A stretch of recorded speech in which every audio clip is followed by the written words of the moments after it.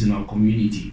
The most troubling issue is addiction to cough mixture. I always get a lot of people, especially the young guys, come in, they want to buy some cough mixture and they want to mix it with stuff and everything. That's very bad for you. You might actually die from it because one of the ingredients in that cough mixture, okay, I promise not to go technical, I know, but I just have to talk about this.